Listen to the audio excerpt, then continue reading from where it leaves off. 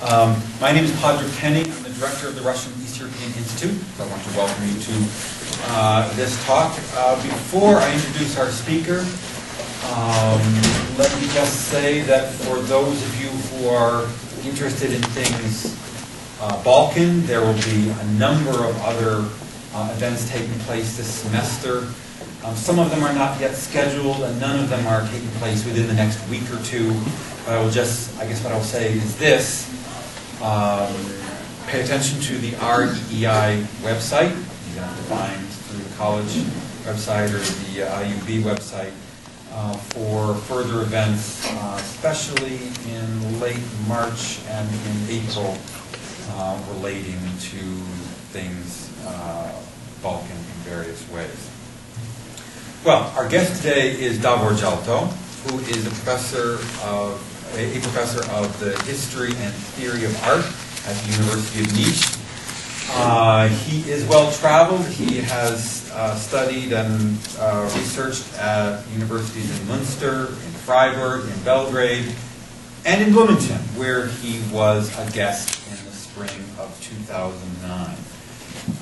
I didn't have an opportunity to meet him then, but everyone else here must have made a really great impression because here he is again. He is here in part because he is now a visiting Fulbright professor at Fordham University.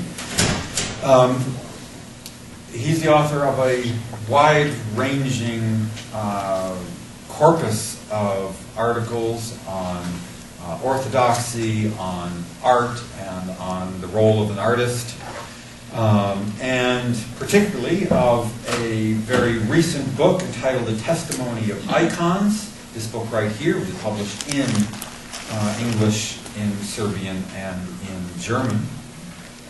And he'll be speaking to us today on nationalism, statism, and orthodoxy. Please welcome Davor Džalto.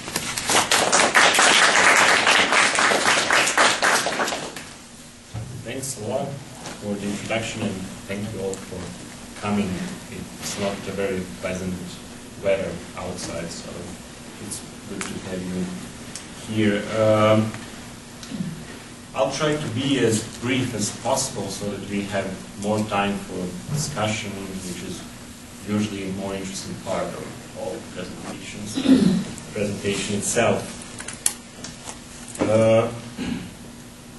I'll read because it's an easier way to finish earlier. My intention here is to explore the problem of nationalism from an Orthodox Christian perspective. Since this problem involves a variety of other issues that cannot be analyzed in detail here, I will not try to give a systematic overview of all important aspects of the problem.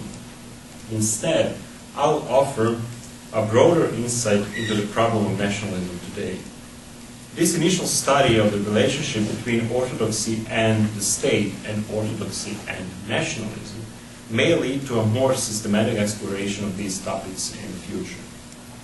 Before reflecting on nationalism in relation to Christianity and offering an Orthodox Christian approach to this problem, I'll briefly explain why I think the issue of nationalism in the variety of forms it might take deserves our full attention today. First, however, I'll give a short explanation of what I mean by terms nationalism and statism. Nationalism is a very broad concept.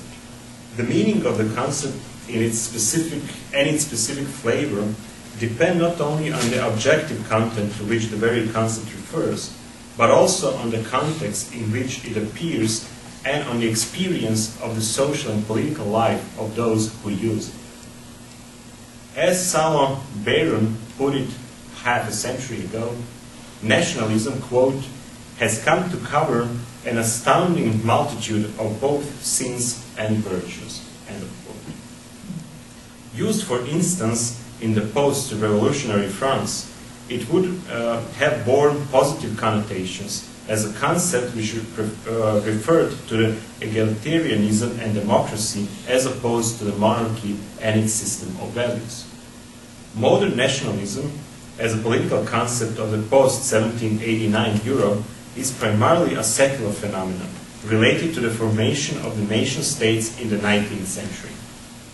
However, these positive meanings that were attached to the concepts of nation, nation-state, and nationalism acquired negative connotations in the 20th century, especially after the experience of Nazism and fascism, as the monstrous manifestations of a radical nationalism and racism.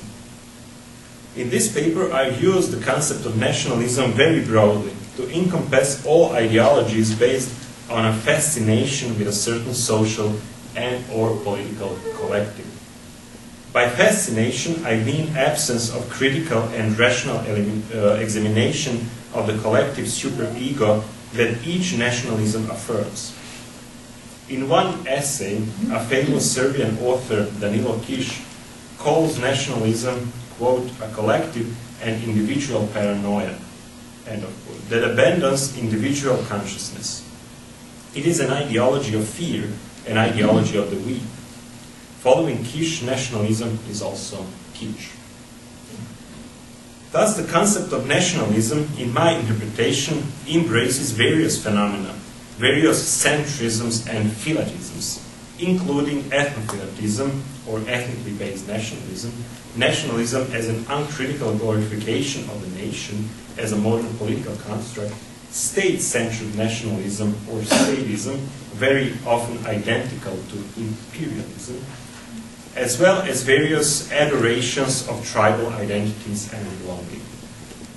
All these phenomena, tribe, ethnicity, nation, or state, are subjected to an uncritical glorification in the nationalistic discourse, which results in the formation of a secular religion of nationalism.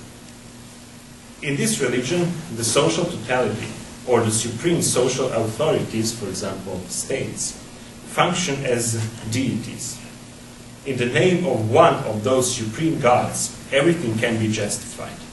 The revocation of individual rights and freedoms, torture, elimination of the deity's enemies and heretics, whoever they might be, whether domestically or foreign enemies.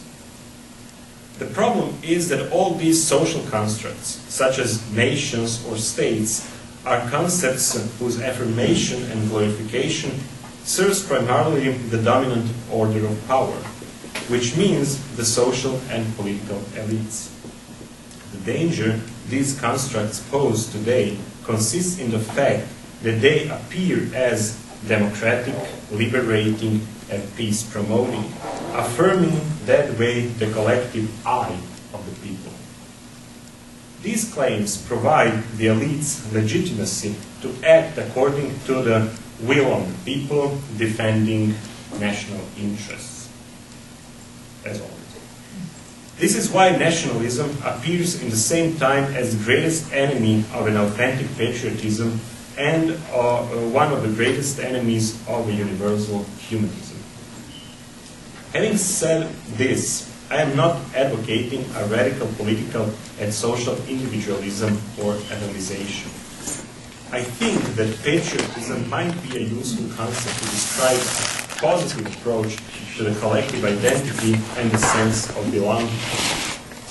The concept of patriotism, which is very often confused with nationalism in practice, can be a justifiable political and social invention if we define it as working in the interest of all members of a certain society without harming others, at the same time rejecting an uncritical glorification of the collective and a xenophobic resistance to everything that is foreign. The discussion about nationalism, and more specifically about Christian-based nationalism, seems very relevant in our post-1989 world. The fall of the Soviet Union marks a paradigmatic change, but let us not be naive. It was not a victory of democracy over autocracy. Neither were John Paul II and Mikhail Gorbachev, I quote now, the prophets sent by Jesus Christ to finish off communism and bring eternal happiness to humankind, end of quote, as one Croatian Catholic priest claimed in 1990. However, this paradigmatic change did happen, but its meaning was rather different. The best illustration of the change that I'm aware of offered Alan Finkielkraut